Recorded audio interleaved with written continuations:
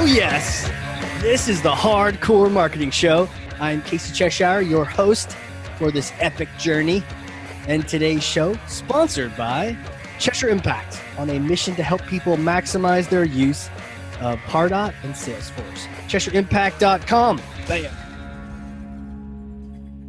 And we're live. And I can't wait to introduce you all to a longtime friend and a fellow digital marketing entrepreneur, but he has some expertise that I can't even begin to fathom. And so we're going to be learning a lot about this. And it ties into what platform is everyone on? Like, what platform is everyone on? Social, right? If you're not on Facebook, you probably don't exist. Well, advertising on these platforms can be extremely powerful or deadly to your budget. And my guest today has figured it out. I would call him a social advertising savant, maybe even a whisperer, but it's not magic, right? It's like data driven. It's that combination of human motivation and intense data analysis. So without further ado, I could talk about him all day. The CEO of Social Fulcrum, Andrew Krebs-Smith. How are you, sir? I am doing well, sir. Thank you. Yeah. There's so much to say about you, and we've known each other for a bit of a time here. Wow. You're making me feel really good right now. Yeah. Well, how long have we known each other? Years. Oh, right? At least 3 years. I don't know how much more than that, but yeah, we know the intimate detail. What kind of podcast is this? Oh yeah, that's right. A hardcore marketing show. Well, dude, the theme for today is around a couple things. One, for sure, we want to get your wisdom on the idea of social advertising, understanding it, how to approach it. We don't want to just donate our money to Facebook.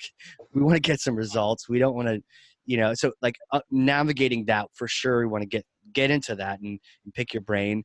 We also really want to hear, because we chatted earlier, and you've got an amazing approach to the idea of multi-touch reporting and tracking the different touches. And you were so clear on it. It made so much sense. I was like, dude, we got to talk about this on the podcast. It can't just be a conversation over dinner or drinks. We got to get everyone to hear this. So that's what we're chatting about today for everyone listening.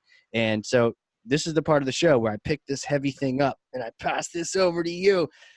This is Thor's hammer. Go ahead, take that thing. Smash a myth, like a marketing myth, a misconception, something that drives you crazy. Yeah. Let me add it. So stop doing really sophisticated data analysis on really poor quality underlying data. That drives me absolutely nuts. And it happens in a lot of places. Maybe programmatic is a very frequent one, but where, oh man, you got really smart people doing really cool things and the best algorithms, but it's all starting from, you don't know who anyone is. There's no accurate cross-device reporting. Someone's showing up 7 times in the database and they think it's 7 different people, but it's really 1. So that's the thing that's driving me crazy.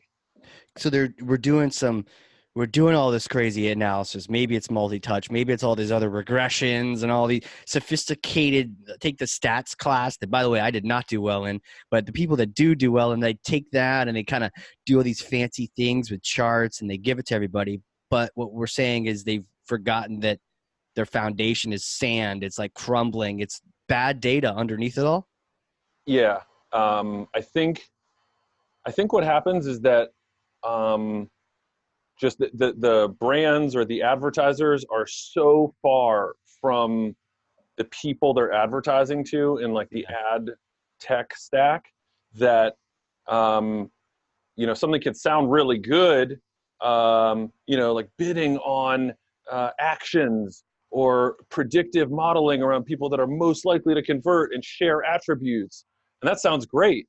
But if you realize that there's like 10 different players in between you and that person you're advertising to, and at each stage, someone's passing an Excel file to someone else, and down there at the consumer level, they are signing up for different sites with different emails and different information, and like as it gets closer and closer to you, and people are combining data sets and doing some analysis at one level and then passing it to somebody else, and they do the analysis, like what you end up with is good analysis on data that should not be analyzed, or you know, Yeah. maybe it should. You just don't know because you can't see that underlying consumer level data.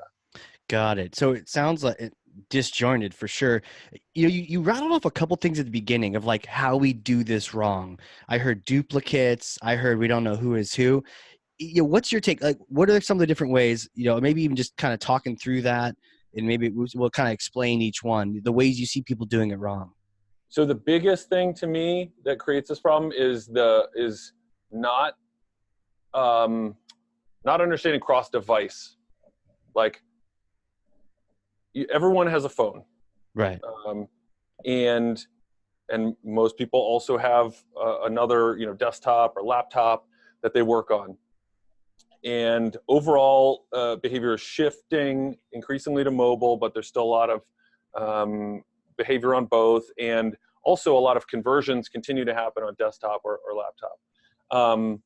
And the real problem comes from, it is really hard to know that those two devices are the same person.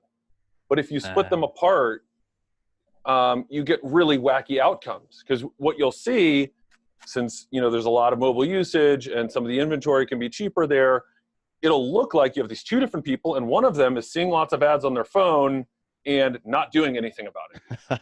Then you'll see this other person over here who doesn't see many ads, and they just convert out of nowhere. Right? And you're going to say, what the heck do I do with my marketing dollars, or what tactics do I deploy? And it's really hard to understand that when you're looking at a click-based attribution that cannot reconcile that cross-device. Now, I'm not saying like there's 0% cross-device tracking. There is some percent, but if it's 30%, if it's 50%, then you're kidding yourself by doing any type of sort of decision making on top of it, because it's 50-50 at best. So Wow. yeah, does that make sense? Yeah, no, it does. And as you were describing that, I was thinking, all that kind of work we do and trying to figure out buyer personas, or not figuring it out. Maybe you're just trying to segment people.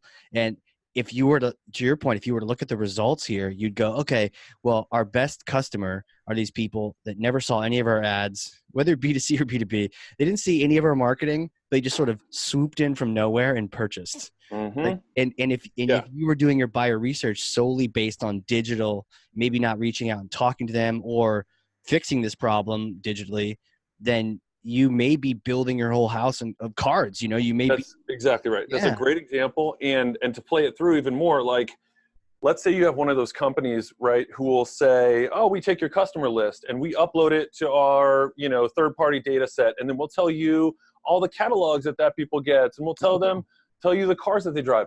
But if all of that ultimately connects to that desktop and not the mobile, you're going to get such a skewed perspective of who that person is that you're going to totally mess things up when you action on that data. So that's where I just think that there's a lot of decision making that would be sound if all of the data was sound, but it gets flawed at that early stage.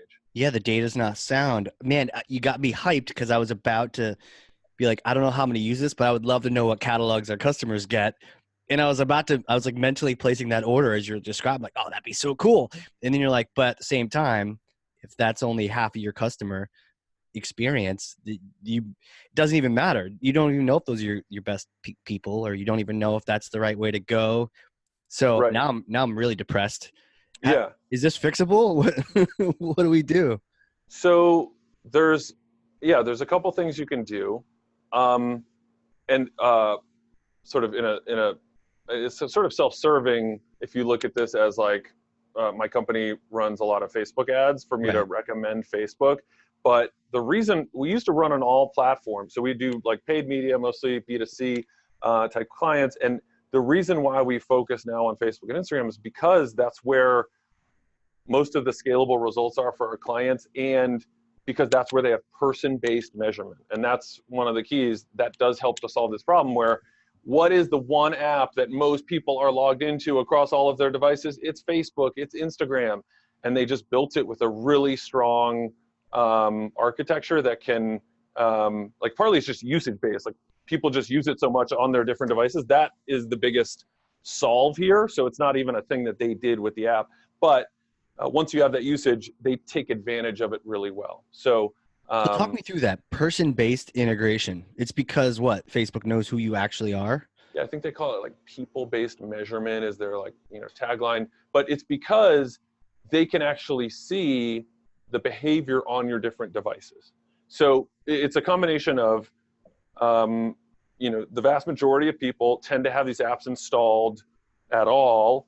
Then most of those people who have it installed also have it installed on their other devices. So they're seeing the full picture. Now, the best part is that Facebook has gotten all these advertisers to install their pixels all over their website. Wow. So now Facebook can connect that behavior. They don't just know your interests and what you do on Facebook on your different devices. They then know what you purchase on your different devices. They see when you add over here and then purchase over here. And so they've got the whole picture. And look, Facebook ad prices go up. It's very expensive now compared to what it used to be. But in my opinion, it is the best marketing database if you're trying to go after people. And if you're in B2B where the LTV is, that much higher, I think it just makes it that much easier to compete in that area as it gets more expensive.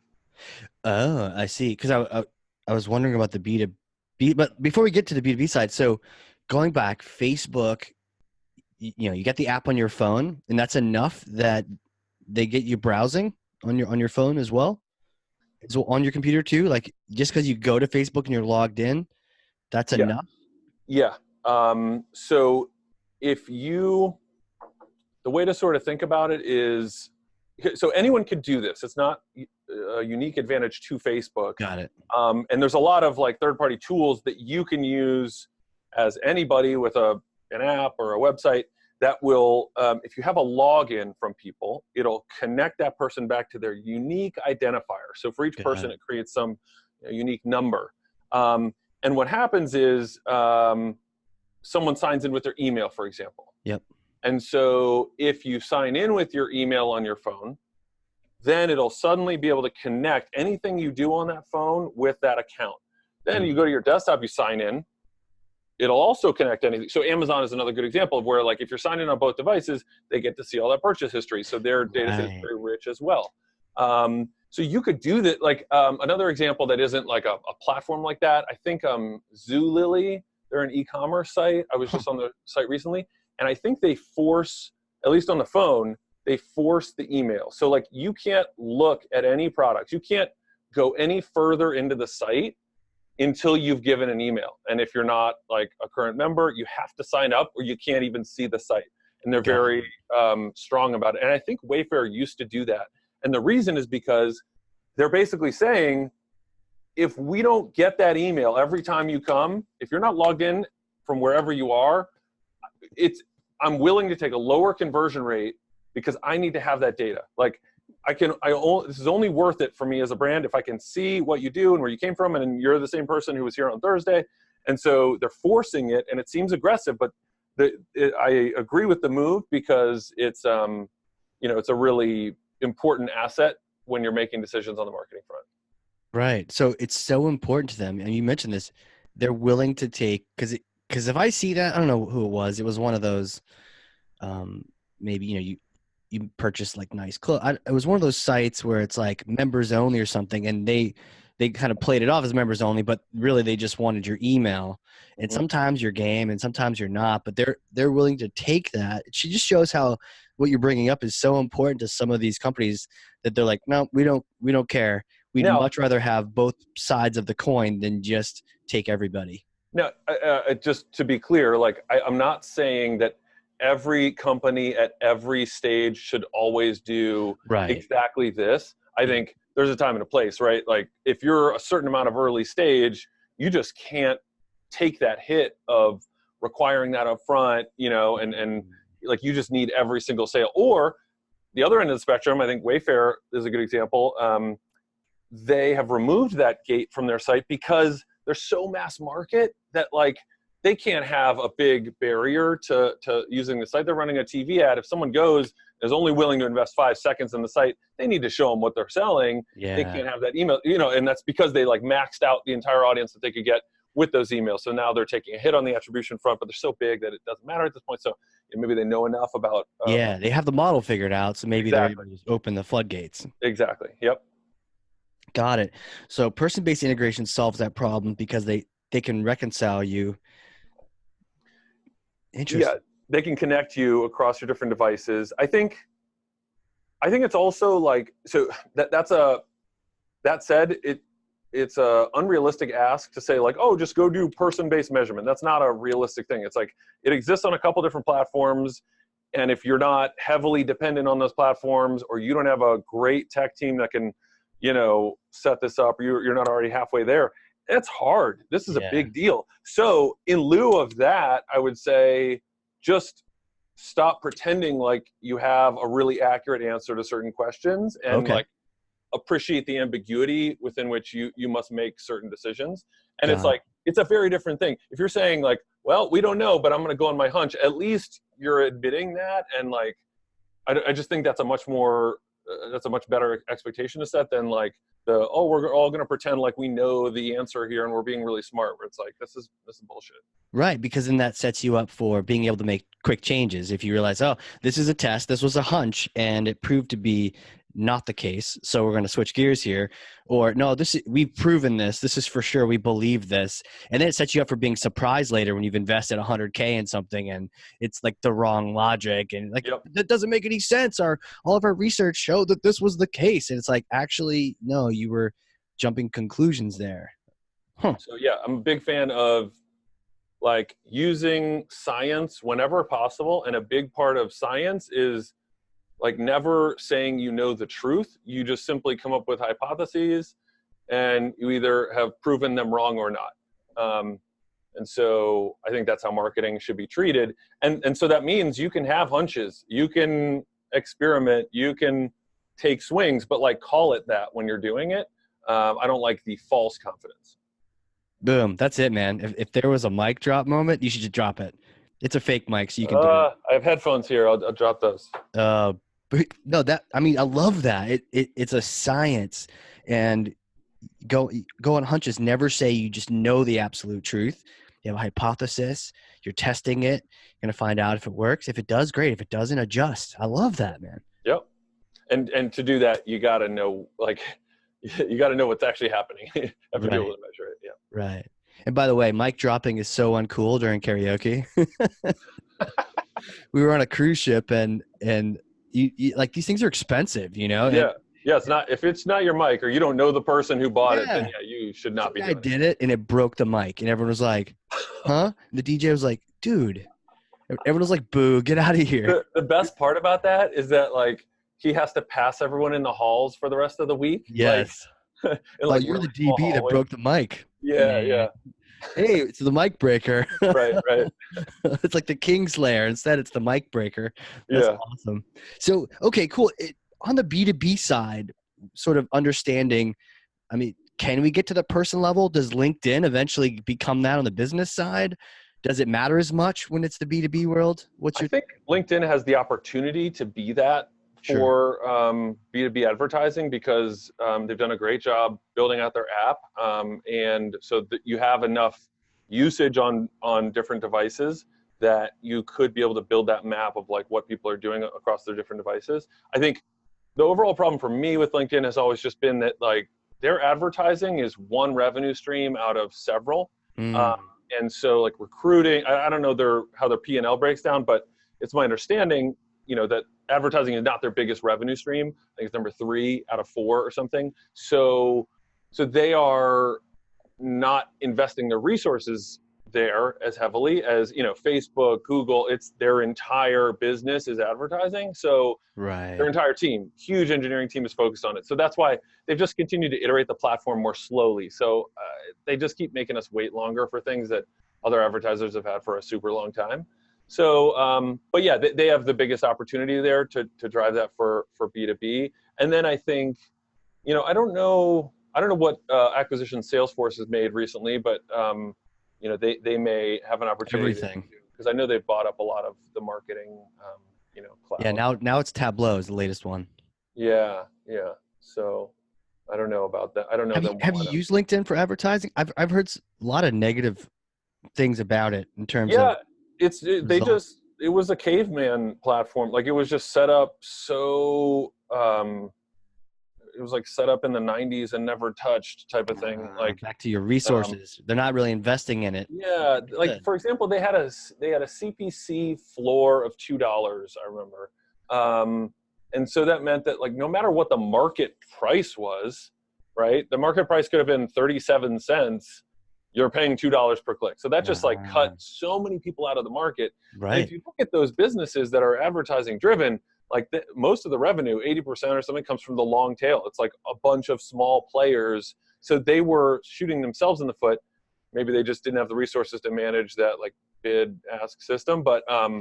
But that was an example. They didn't have conversion tracking and pixels for like a long Oh, time. And jeez. so it was just like basic stuff that like any ad platform should have.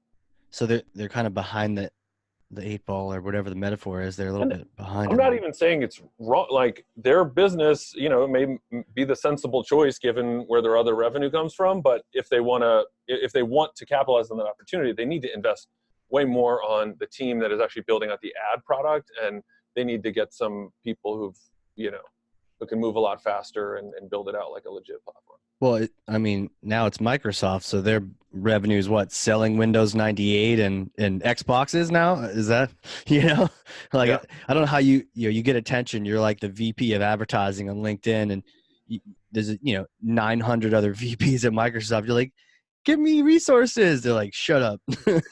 Yeah, yeah, that's probably what's happening. But the strategic argument could be that like, look, we're Microsoft. We sell really expensive enterprise services to big companies, and like, oh, where are those people spending time and recruiting their Yeah, C-level executives? And like, that's a way to access them, which could be huge. that would be huge. Yeah, Yeah. totally. Okay, so oh man, back to that science. We never know the truth. It's all about that testing. Oh, so and Go ahead. you were shifting into B2B from the like yeah, what you know and what your Yeah. data tells you. And one thing in B2B, right, is you have a much longer, high value purchase. The decision may take place over a long period of time. You may have many different touch points if you're doing content marketing or something like that. And it may be totally unrealistic to have somebody log in like a year before they want to make the purchase. It's like they don't even know if this is a Yeah. thing they need. So I think we have to look at it from that context. And I think, I don't believe that you absolutely need to have everyone signing in and have like a person-based view of everything. But I think there are other ways to look at your spend or your marketing return that don't sort of make fundamental errors. So like, Yeah, go for multi-touch it. attribution is like one of those areas where if everybody wants to be able to see every touch point for every single person and then be able to attribute based on certain things. And like, Right. that's an area where you can quickly get into an area where you're like making the wrong decision because you don't actually have the right data. And I think there are better Right. ways to do that. Okay. So yeah, talk us into what is your view on it? Is it possible? Do you see value in it? If you can quickly go down a rabbit hole, is there a way to avoid that, or I how do think you sort it out? so. In a scenario where it is doable, you should totally do it. But in general, it's usually not doable. And I think people should stop trying for now. Oh, Um, interesting. because the journey will involve, like, the journey does not start at the click, right? If you think that anything before the click doesn't matter, then you should totally do it, and you totally can do it, because you can see click data fairly accurately, and you can track people back to a click fairly accurately. But the problem for me is that what happens to the 37 impressions over 4 months that occurred before that point? How do you attribute those? Because to me, it doesn't start at the click. It starts when they start developing an idea of what the brand is and what their problem is. And so that gets really challenging, because we're talking about like, oh, you solve it by having them log into your site, but like they're not at your site. They haven't Right. even clicked on anything. They are like somewhere else, and they saw something about you. How do you track that back to your spend? And I think that marketers should stop trying to actually see the exact path of each person, and instead look at their channels based on lift. They should be running lift studies for each channel independently to see what the effect is on what is the incrementality of that channel, which alone would do huge things for how they allocate those dollars. And yet it doesn't give you that journey over time of a person, but I think that it would improve from where you are now. You get a much more accurate view of where people are spending their time and which dollars are actually impacting behavior. So it's a weird thing that I'm saying. I'm saying, like, stop trying to be so specific, because if you did, you would actually progress a lot more than the way you're progressing now. Right. Almost like those old cameras or whatnot that you zoom in too much, you see the hair, so like the dust particles on the lens, and now you've zoomed in too much, and now you don't see And then you're anything. distracted, and yeah, Yeah. exactly. Yep. Yeah. How early? There's a couple things that came up, but I'm going to hit how early. It starts before that click. Where does it start? Does it start in, like you were a glim in your mother's eye, like where they're at their desk and they have a problem? Well, I think it depends on the product or service. Yeah, some B2B software or something like that, Yep. Some are event based, like something happens, and if that thing doesn't happen, then you're never gonna look for this. You'll never Right. have this certain challenge. And some are, you could sell it at any time. It's like, don't you always want faster internet, or to increase Lead such and such. increase yeah, exactly. Random marketing term. Yeah. Exactly. So I think it depends. I think, like, let's take the demand-based one, the one where it could happen at any time. You could always hypothetically be in market. Like marketing automation. I don't like, that kind of software. Just Sure. CRM, maybe even software. Yeah. Right. Yes. So like, right, you might have a CRM, but it could be better. You might not have one, and you should have one, right? There's all sorts of ways that you can always improve your CRM. Right. And there's all sorts of vendors that might sell into that based on that need. So there, I think it starts with,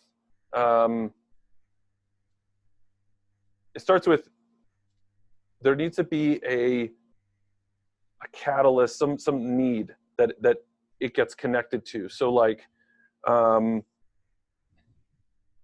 the hardest person to sell to is someone who's crushing it and everything's perfect. Yeah. Everything's great. Everything's fine, man. I love this tool. I love my Excel spreadsheet CRM. Right. Good, so growing 18%. We're good. Yeah, exactly. So someone who just got out of a board meeting and was yelled at, like, that person is looking for any solution to solve that problem that they just got yelled at for. And so let's take that person. I think if that person sees a post on LinkedIn about like how to drive more sales through improving your CRM, before the board meeting that might have gone right past them, but now they're like, oh, let me hold on a second, what is this? They might click through, they might not. It might be a combination of a bunch of different posts they see over a period of a week that makes them think, maybe I should actually look more into the options for CRM. And then they do a separate search. So the first time they actually took a measurable like click or action online was like a week later, but there were some posts that influenced that up until then. So I think it totally depends, but I think it's often not a measurable or not easily measurable thing like an impression. Right. It gets back to that. I've had conversations with people like Adele Ravella who talk about doing buyer research phone calls where you're actually interviewing them and asking them questions and asking, oh, well, tell me more about that. And then what happened or what drove you to make that decision and who do you trust and how did that go, and trying to see what kind of trends people are falling into.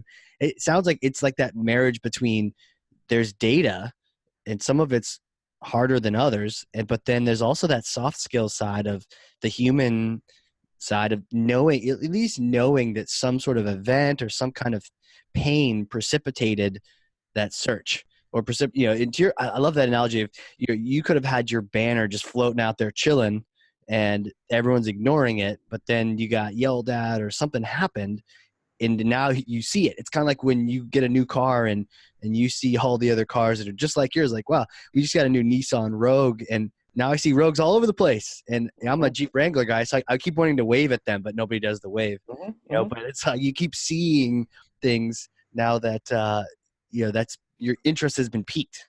Right. It's the car example is a great one because I bought a truck recently and I wasn't even going to compare. I'm a huge car guy and every car I've ever bought, I've compared a ton, and truck world is not the world I'm familiar with. And I was honestly about to just go buy a Ford F-150 because I had just heard the most about it. I had seen it around. So when did that start for me? Geez, I have no idea. Years ago, right? You're just seeing F-150 ads at the Super Bowl and who knows?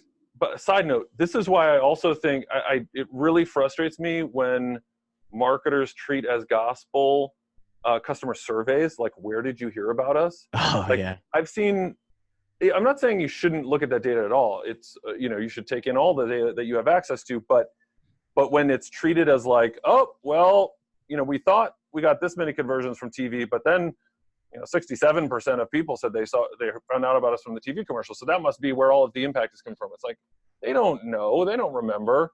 Do you remember the billboard you drove by? I don't know. Yeah, exactly. So, that's a whole other. Okay, so what truck did you get? You're on the truck story. You could have got an F-150. So I ended up getting a Dodge Ram, or I guess Ram is a separate brand. Anyway, I got a Ram 1500, and my friend sort of snapped me out of it. I had posted to social about it, just an organic post. I was like, hey, thinking about getting this truck, talk to me. And I had a bunch of people comment, and good buddy who is a known car aficionado, I've known him for 10 years. And he was like, hey, you should really look into this. I know you're going to appreciate the strengths of this. Go look at the Motor Trend article. It's clearly a great model. So he sort of interrupted that automatic search I was going about. But if he hadn't done that, only because he had high credibility was he able to interrupt that. I was definitely on the autopilot route to buying a F-150. Wow. It's interesting that it was an influencer, I think is the word they use these days, that sort of interrupted that signal. Yeah, totally. And not one that has his own channel. He's not famous. He's just a personal influencer. What was it about the Ram? Because it's maybe someone's looking for a truck out there, but at the same time, these, the specifics might be interesting. What was it that they said that you might like this other one better? So he didn't know my exact situation.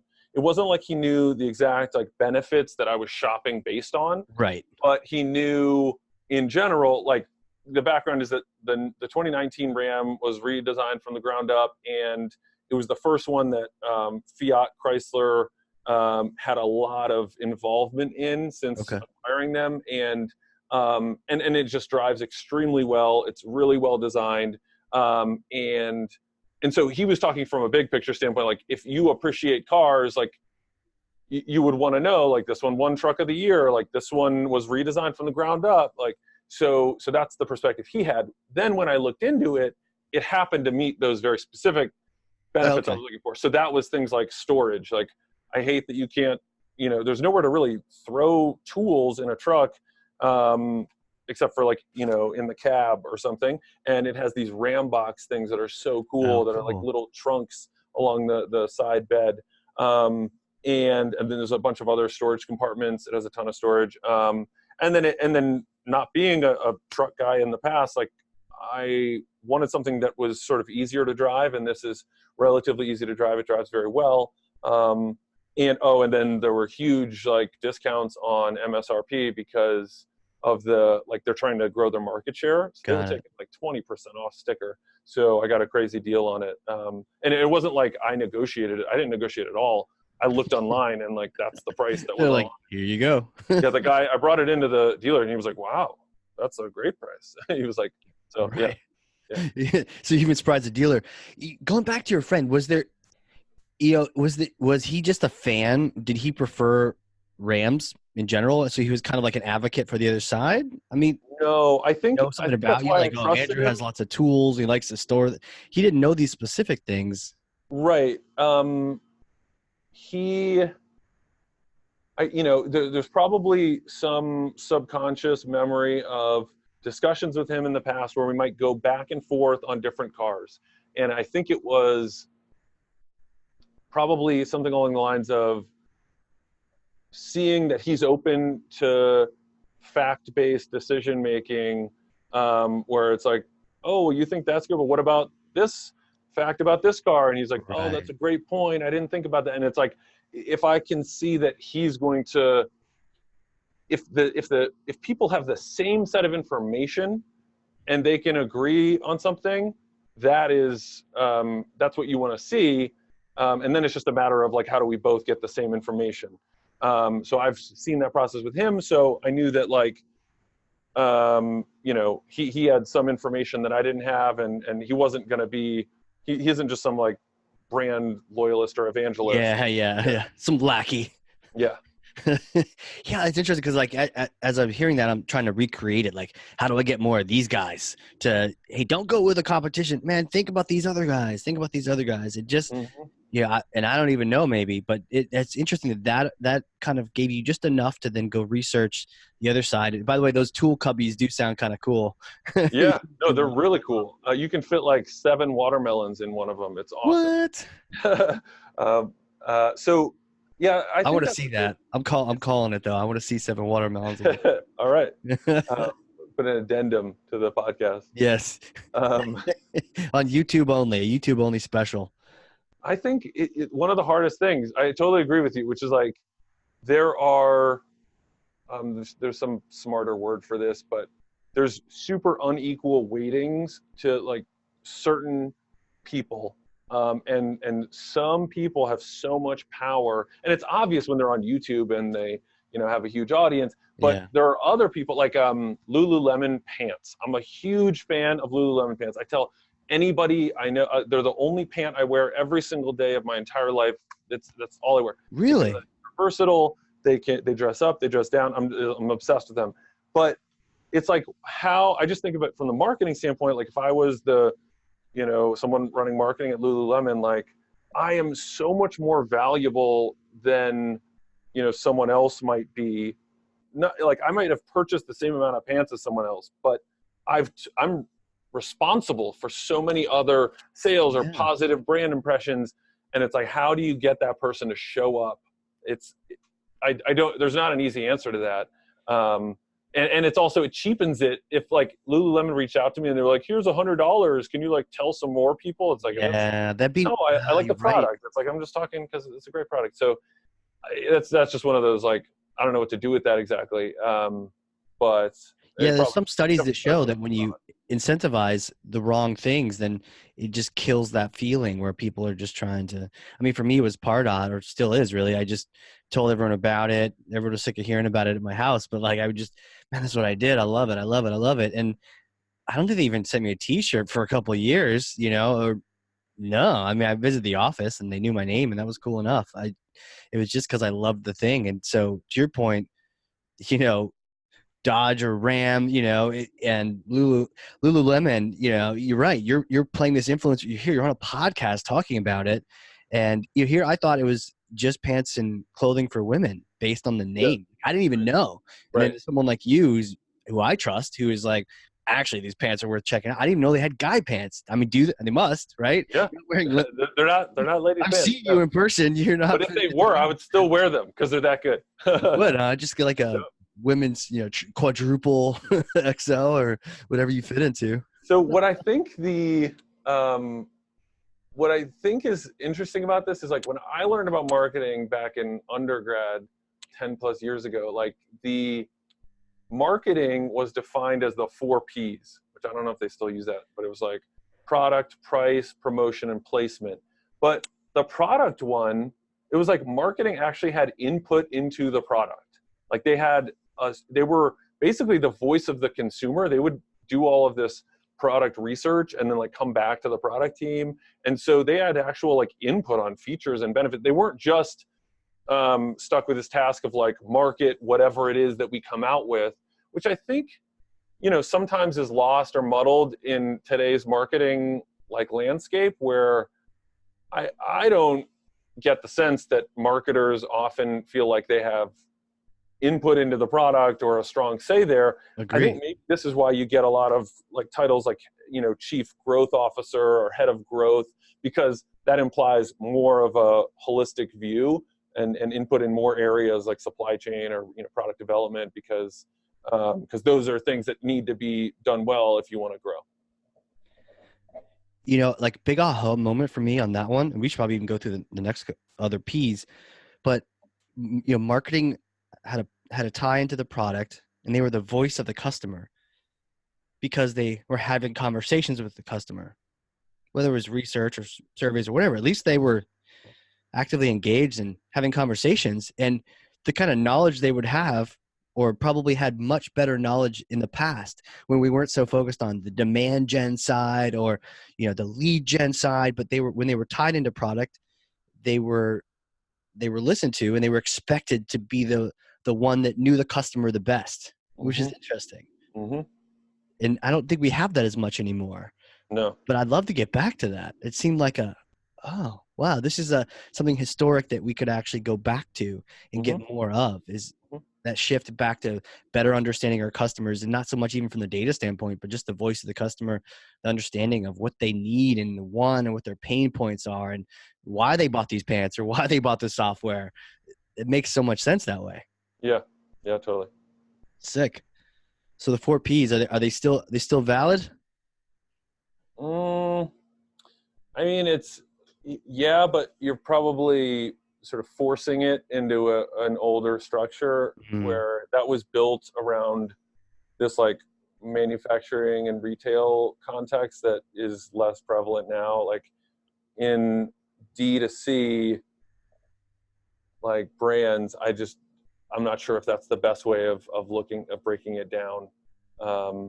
And frankly, like you can't be the person who's totally responsible for product as well as all of the promotion, as well as how it gets distributed. Like the way it's described, it's like a COO set of responsibilities, which I don't think continues to make sense. I think it did make sense when it was like, oh, most of the sales happen at JCPenney or Macy's and stuff like that.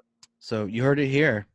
Andrew Krebs-Smith. The 4 Ps are dead. The 4 Ps are dead. Clickbait. Click on here. The 4 Ps are dead. Or it's just forced. Is that what before I put words in your mouth, so you think it's just that there are better models or better ways of approaching it these days, more modern ways? Yeah, there are definitely better ways. I'm not the one to say what those ways are, but I haven't heard the 4 Ps for a while. I think it's like a useful thing to refer back to, but probably not the most accurate framework to be using right now. I think, but that's important for students to hear, because I think by and large we're still teaching the 4 Ps because that's what's in textbooks, Okay, so rant hat on again. Do it. The way that marketing is taught is so bad, just in like higher institutions, and this I've seen more recently because I went back to school for my MBA, and that was more recent, and it was still horrible. It's like teaching accounting or finance, that how much has that really changed in the last 10 years? Not that much. Whereas marketing is going through these crazy shifts, and and so it's different than a lot of the other disciplines that might stick around for longer. And so I think schools have a really hard time teaching it.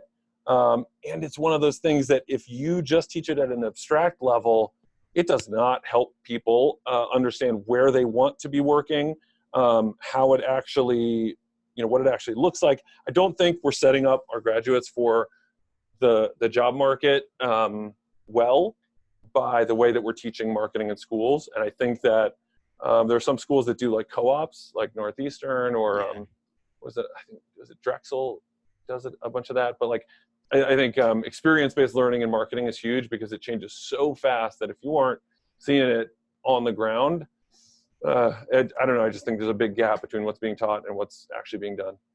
Yeah, amen to that. one of the reasons I didn't get an MBA is because I couldn't stand the thought of learning social from a professor who had less followers than I do. And I don't even have that many, right? But like Well, I, so I no, just handle that. that literally, so when I was taking it, to their credit, the professors who were tasked with teaching social, which was shoved into this this class that was like a catch-all for Oh, anything that geez. didn't fit cleanly in one bucket. So it was like technology and operations and like social, and like it was like so weird how it was organized. But they actually invited me to like teach the class on Oh, it wow. because I had done so much work there, and the class really appreciated it, and they learned a lot out of it. And it was like only because I had been in it could I give really clear details about what it looked like. Not all of it, just sort of my world.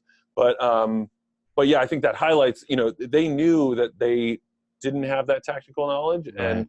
that it was moving so fast they wanted someone who was just like recently in it. And I'm sure the school comped you the credits that you paid for that Yeah, particular yeah, part of right. the class.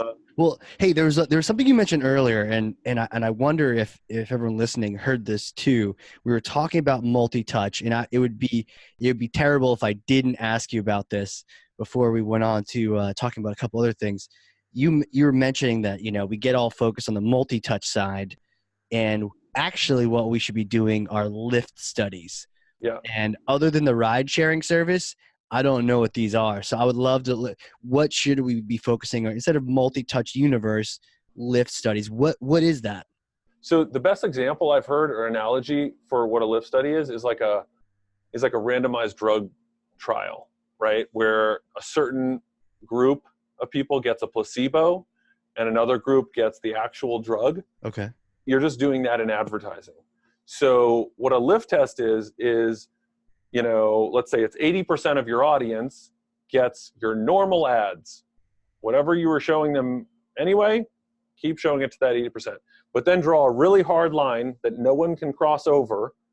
And this 20% should get ads for something else, something that has nothing to do with your company, preferably a nonprofit, charity. And the reason you run ads to them is so that you can still measure what happens afterwards, right? Wow. You can't measure conversion unless you're actually running the ad. And if you do that, it'll take something that's reported to be a 10x ROI, right? And it'll show you that you are actually getting 3x ROI even when you were just running ads for some other, this nonprofit that, wasn't an actual ad for your brand. So there was this baseline that needed to be taken into account. You need to subtract that out of the results so that really you have an ROI of 7, right? How do you get the 10 versus the 3? What's happening So, behind the scenes to get that? right. So the 10 is if all you do is show ads and you don't run any control group, you don't have a placebo, Yeah. then all you can see is what the platform tells you. And the platform is saying, I see all these conversions. They must be due to your ads. You're assuming that every conversion that happened was caused by the ad that you ran. Right. But that's not the case, right? Someone could have put something in their shopping cart and they just didn't check out. And then they come back the next week to check out. They were going to do that anyway. You just happen to show them an ad in between. Oh, like a win back. They come back or And, yeah. so the B2B example is like, you show somebody an ad and suddenly they convert as a lead. But like they did that because of a meeting with their boss, and their boss said, you have to go, explore that technology. It had nothing to do with the ad that you showed them. So you have to know what is the frequency of those things that would have happened anyway, because you have to remove that from whatever the like gross ROI is that you're reporting. So the 10x would be the gross, and the 3x would be your baseline that needs to be removed. And so 10 minus 3 is 7. And that's your net ROI. That's what actually is incremental. That's what you caused. And you do that by making sure you have enough data, making sure you can have a hard line in between those groups. That's the hard part, is making sure that you're not like accidentally showing someone a control ad when they're also seeing your normal ads. There's a lot of, they're very difficult to do, but they're totally worth it because you can have a lot of confidence in the decisions that you make afterwards. So yeah, there's like we just gave a presentation on this at some conference. So I have like way too detailed. No, that's Through cool. my head. That's the high level part. Yeah. Right. It's like I've asked you, Elon Musk, to like build a rocket. Well, let me tell you Yeah. about the Yeah. 8,000 steps we goes into this thing. And Right. totally. Yeah. Maybe we have you come back on and kind of do a deep dive in some of that data and just hash that stuff out. So my like short way to end this is to say that multi-touch, right, sets some arbitrary time window where it says, oh, we're going to give 100% of a click within 7 days to some platform, or we're going to do 20% here and 40% there. And it's like, it's sort of like measuring the wrong thing. Like no model that you create will ever be perfect. And you're creating these arbitrary windows and arbitrary, like, is it last touch? Is it first touch? And instead, I think, skip all that and just measure how much, what's the difference you drove, right? Mm-hmm. When you added dollars, what did it do? It went 3 to 10. That's what it did. And if you do that on each channel, gives you a lot more confidence around which channels you should be investing your time in. And of course, yeah, maybe the next step is then like look within the channels data to say, who's seeing what over time, and you can optimize that journey, and then you can do a lot more specific stuff. But I think the biggest problem is that people are trying to do multi-touch to try and understand their channel mix, and that's fundamentally going to give you a headache, and you'll waste a lot of money, and you won't actually have more confidence. Whereas a lift test is like science. Right. It's like not zooming in too closely. This lift test, the idea of a placebo and seeing what it in, and we're describing in terms of the ad spend or even like retargeting to win someone back or get someone's attention. I could see these things working in many different facets from do nurturing. It in email. It doesn't need to be running ads. You just have to be able to hold out certain groups and then measure the impact of those two groups. Right. I guess it sounds scary for people because they're like, but what if it's working? Then I miss out on it working for 20% of the people. So that is a key cost of running lift tests. In the world we're in, that's why we like built out software to be able to have smaller holdout groups. Okay.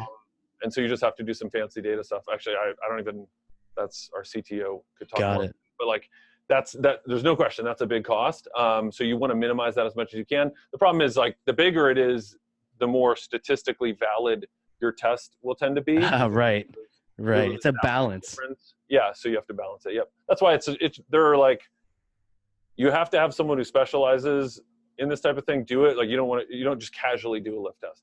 There's other, like you have to go a dark period on your control group for a couple months. There's a lot to it. Got it. Sick, man. Well, I'm curious, who are you? Where did you come from? How did you become not only my friend, but like this ultimate wise man of all things social and advertisement and data and measurement and advertising? Right. It is right. Little Andy back in the day. Yeah. So I was born in State College, Pennsylvania, where my mom was getting her doctorate at Penn State. We quickly moved to Maryland. Grew up in Silver Spring up until 3rd grade, and then moved to Gaithersburg, Maryland in 4th grade. And let's see, some fun stories that tell you a little bit about who I am. One is I was my brother's lawyer when I was like 10, and I like dressed up in a suit and negotiated a sleepover for him and had my parents sign a contract. Was that your idea? He really wanted to go, and they were saying no. Like my parents were saying no, and I was like, Ian, come up to my room. And I was like, here's what we're going to do. And I like wrote it up in a 3-hole punch binder, and I like put on my suit jacket, and I went downstairs and I said, Mr. and Mrs. Krebs-Smith, my client has asked me to meet with you. And it was funny. Are you serious? Yeah. How did it go? They still have it. It was great. We negotiated a settlement that both sides were happy with. We agreed to a sleepover, not that night, but the next weekend, which was everyone was amenable to that. Give and take there. Yeah, it was a big win for everybody. I was very happy with the outcome. How did you not go into law after that? I don't know. Are you just too nice? So both my parents were scientist-ish. So they both worked for the National Institutes of Health. And my dad worked with more the computer and database side, and my mom was more of a researcher and then like a branch manager. And so, but they both were like had a strong background in the sciences.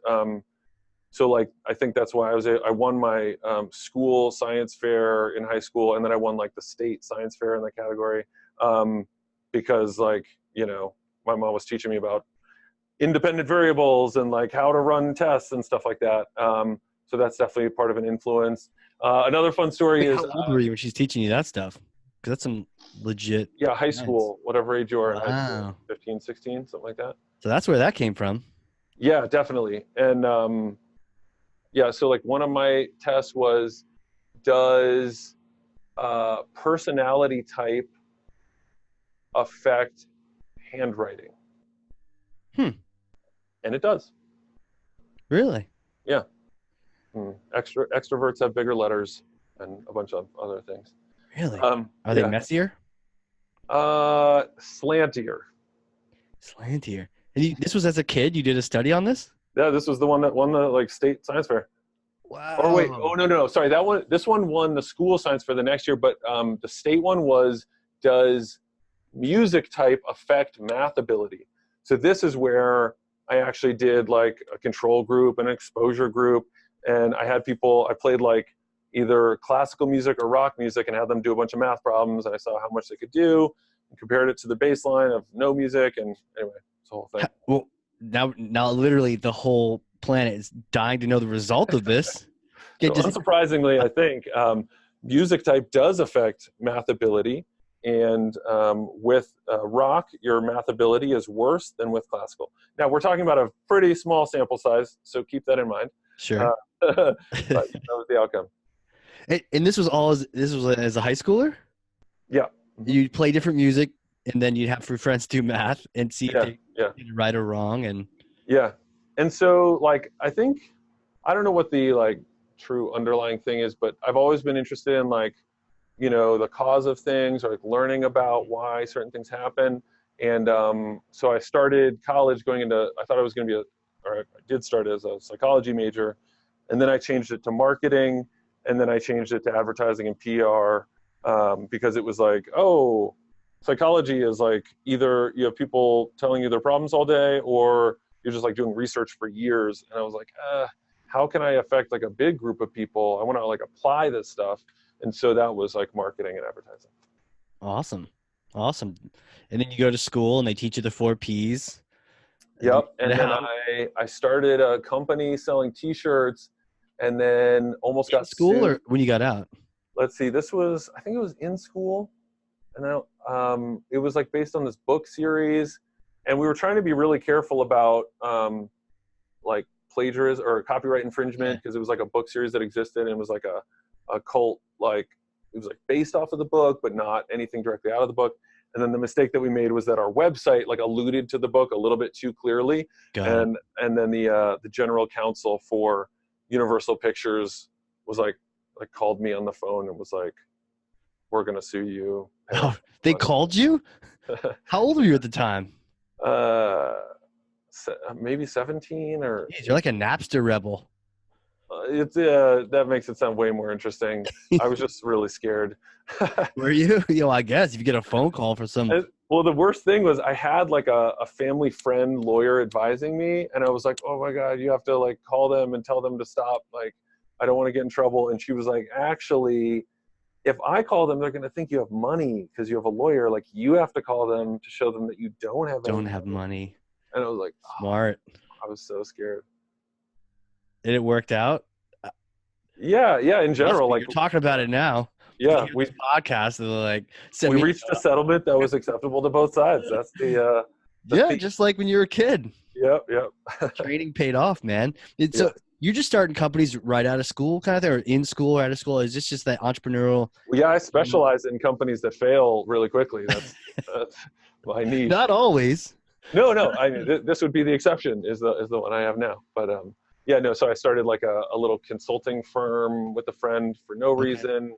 Made no sense. He was working in aerospace, and I was like unemployed in advertising. We were like, oh, we're gonna start a thing, and then I learned how to file an LLC, and that came in handy later. It does come in handy. So yeah, there was the t-shirt thing. There was that, and then in grad school, I was trying to do like an Airbnb for event spaces. like Sure. renting out that excess capacity Yeah. for like weddings and stuff. And that was like worked crazy hard on that for a year, like all out. Um, and thankfully sort of acknowledged that it was like either it's not a good idea or we were the wrong team to do it, but like we killed it, but we were sure that that was the right move. And so that was a great experience too. I learned a ton there. Yeah, these are things we can dive into for hours, I'm sure. But sometimes those when it doesn't go right, if you're, if you're open to it, that's where the learning lessons are. Oh, for sure. Oh, for sure. When what's going right, back to your point, when things are going right, you don't even know what's going on. Sometimes you're not even sure why it is, but when it goes wrong or those kind of things, you can learn and grow. Yeah. The biggest learning from that experience was that like, don't kid yourself. The most important signal is dollars. Mm. So, and this is something that I probably felt this way ahead of that. I just like wasn't taking my own medicine, but I don't like when marketers especially will use other signal to make big decisions off of. And it's like, I don't know. I don't believe the customer all the time.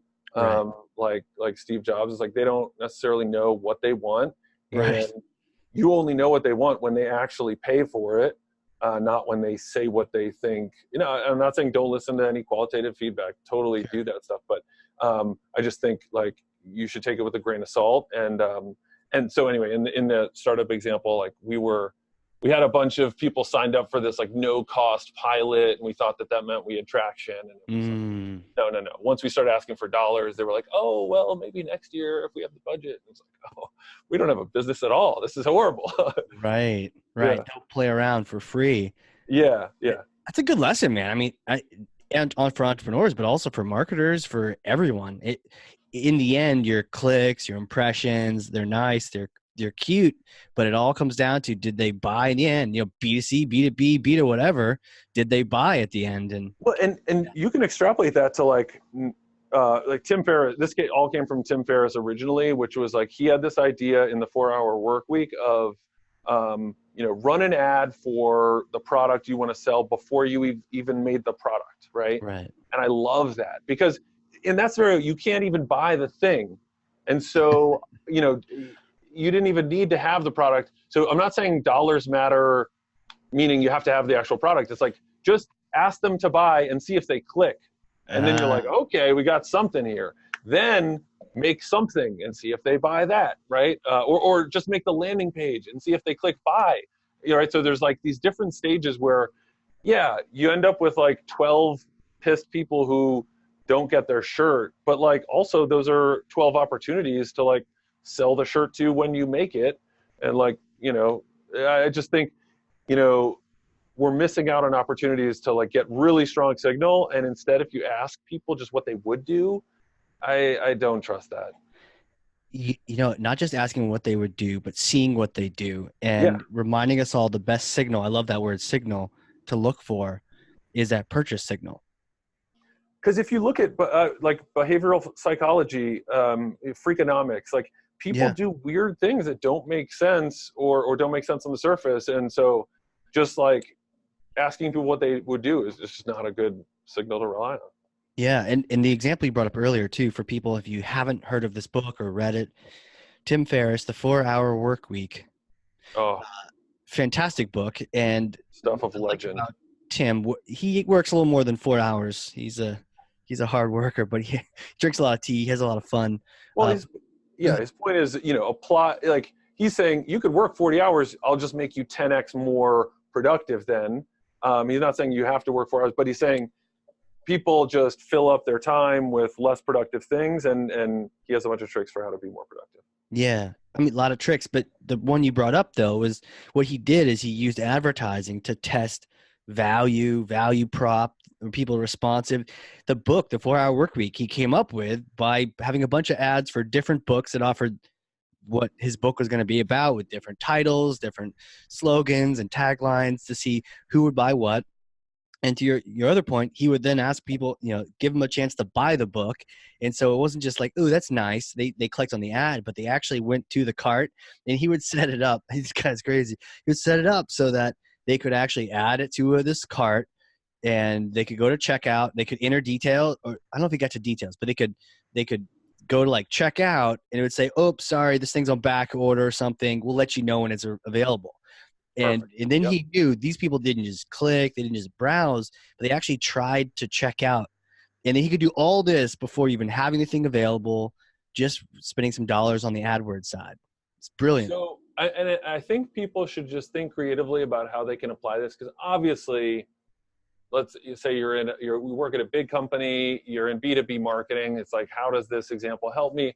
Like, I don't know, use it for your content, right? Like, don't take all of that time producing really high quality content until you've seen what is the content people click on, right? And if you're going to gate it with a lead lander anyway, then, wait till people submit, and then have this really nice note that goes out that's like, hey, I got to let you in on a secret. Like, I'm running an experiment to see like what content people are interested in. Now, I totally admit I gave you a bait and switch. So here's how I'm going to make it up to you. Right. I'm going to do a 30-minute like actual phone call with you and actually tell you the valuable content, because I don't have it written up yet, but that'll give you what you're looking for. And I promise you'll get the first copy that goes out. And it's like, you can still keep them happy.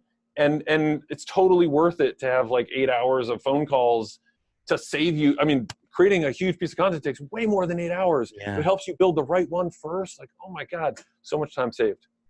Yeah, understanding which great idea on the webinar front. A lot of content, white papers, all these different things. Are people actually interested in this? Mm-hmm. And then go build it, as opposed to investing all that time. If you ask me, like, would I be interested in a webinar on X? It's like, yeah, whatever it is. Yes, I'm interested in it. Like, everything is interesting. But then when it's like, oh, wait, am I going to take time out of my day to like actually watch that? That's a totally different question. Actually, it's one that's really hard to get like a true answer on. So just like run the test. It's like quick and easy. So I love that method. I understand it's challenging for some legal departments to get around. Everyone has their own flavor, but like, I just a big fan of that approach. Yeah, everyone shows up for the webinar. Actually, everyone doesn't show up for the webinar. It'd be what, 50% right. or less show up for the webinar, and you're like, "Hey, have you heard of the Carbonaro effect? Hey, this is a magic show here. This didn't actually happen." Right. That's cool. I like that example. That's really interesting. Looking back on like your whole marketing career, what would you advise yourself if you were in a time machine and you're like talking to yourself, just getting out of school, about marketing, about just your career in itself? What would you tell yourself? All this wisdom you've gained on marketing, as well as, just knowing more about yourself. What would you go back and tell yourself? So I think I would, I wouldn't go back and tell myself things to like try and alter my path. I think I would tell myself things to give me more faith in the path that I was taking. It's like, I ultimately believe it was the right one for me, but man, it was hard to be sure about that. Right.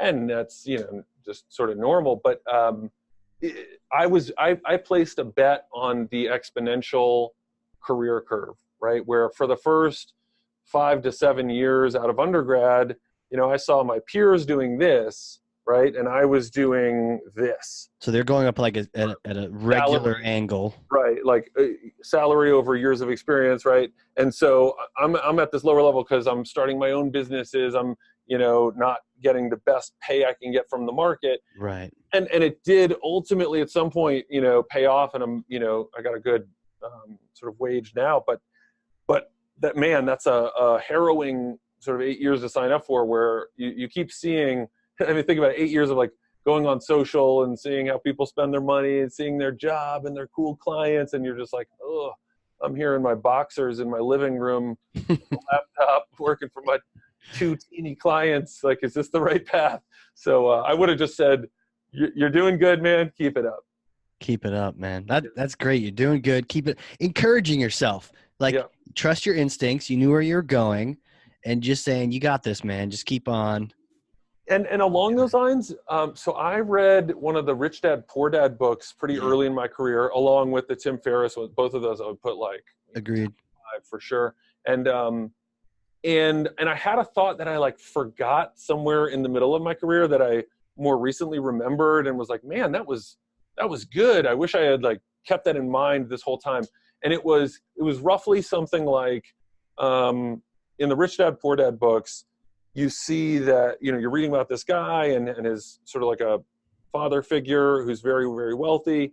And it just was clear to me through that book that if you want to be able to create and manage wealth successfully, you have to have a pretty good understanding of a few different things. One is real estate, another is finance, and another is business or entrepreneurship, right? Because those are things that all allow you to leverage your time.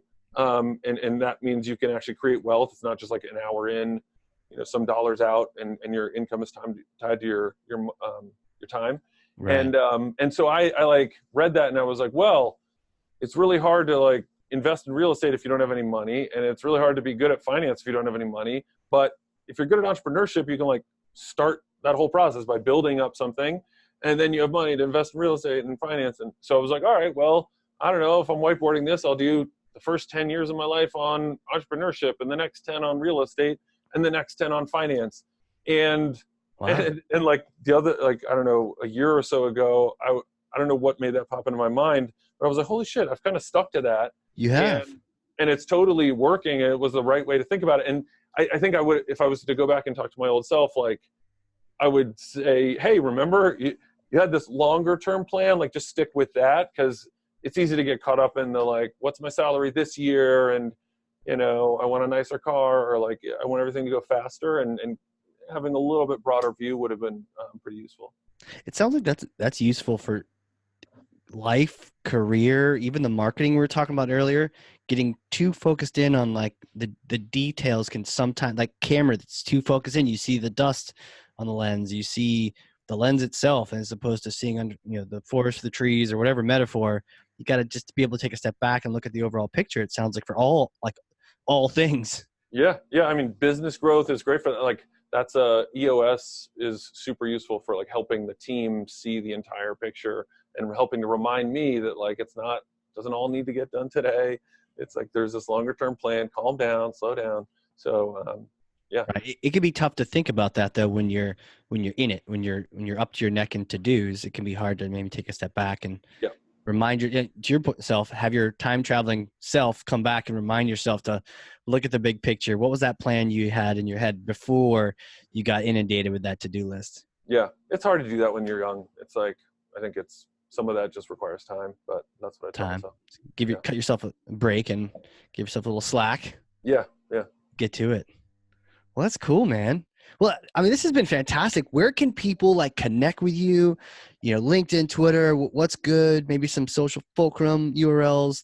Throw some places out at us so we can put these in the show notes for folks. So ironically, I own a social media advertising company, but I think the last time I updated Twitter was like 7 years ago or something. So don't do it on Twitter. I'm not paying attention there. Got it. Probably LinkedIn is the best place to connect with me. That's where I sort of manage my network from. And you can get my email that way and stuff like that. So, Sure. So that's good. I don't have the messages give me alerts on my phone. So like, don't expect crazy fast response times, but if you want to connect, You're a busy guy. that's a place. And I would definitely appreciate, like, I would love to know who listens to this, what was useful. I love feedback, positive or negative. So yeah, that's the place to find me. Okay, cool. And then Social Fulcrum is socialfulcrum.com. Yep. For more insights on the social advertising. Well, we probably have to chat again and get more into the actual social advertising side. Cause I know we were just sort of geeking out on like reporting and multi-touch, and there's so many things we could talk about. We could probably talk all day. It's tough to know where to zoom in on. And so sometimes that's fun to have a meandering thing, but like, I would love if people have, you know, more focused, if there's some clear thread of feedback around, oh man, if you guys could dig into this or this, that would be great. I'd love to go deeper on something. It's just hard to know what that is without any feedback loop. So please, you know, any and all comments are encouraged. Yeah. And you can't tweet. We can't tweet you, but tweet me and I'll share it with them. I mean, you can tweet me, just don't expect me to respond. Maybe I'll have to get you back on the Twitter bandwagon. You can try. I'll Go try. for it. I'll try.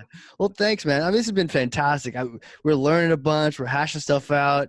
I know, we're kind of wondering, like, where would this thing go? But how's it been for you? Oh, it's been really fun. You got a great energy, and you really kept the conversation moving where, it didn't feel forced. I didn't have to try and look at my notes or try Yeah, too the hard. cue cards in front of I you. was just flowing. It's perfect. That's awesome. Well, cool, man. Like, thanks again for joining us, and for everyone out there listening. If you learned something, then share this with someone else. I know you learned something because I literally have 2 pages of notes front and back over here. So if I learned something, I know everyone else did too. But share this with someone, because that makes you a thought leader. If you're sharing it with someone else, getting it in their hands, like, hey, I learned this thing. There's this crazy Yoda guy that knows all about social and reporting. Or if somebody's going off the deep end on multi-touch, share this podcast with them to say, hey, maybe we try a lift study. Let's try that. If you haven't done a lift study, maybe think about different ways that you could do that. That we can have some action items from this podcast, and that'd be fantastic. Any parting shots? Is it cool to make an ask for a thing I'm focused on? Yeah. Awesome. So I'm trying to hire someone in a sales role. Okay. Sort of like a senior account executive. I'm not I think it's biz dev director is the title.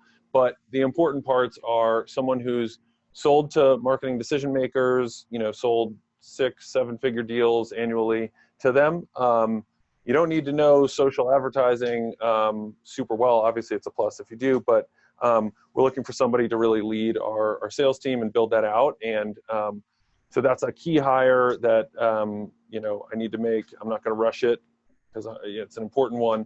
But if you have anybody who you think might be a good fit for our type of organization, that would be awesome, because that's a big need. What about location? So would love if they're here in Boston. That's where we're headquartered. I'm open to exploring other options, but in general, we're an on-site team. So I'd say I'd prefer Boston location, but still open to considering other options. Yeah, maybe you just move somebody there. I mean, who doesn't want to be a Patriots fan? Totally. Sorry, the relocation expense is totally. We would easily pay that. Got it. If it was I live in Denver and I need to stay in Denver, and can I do it? It's we need to think of what that could look like. But if everything else fits, maybe. So. Right. Yeah. Okay.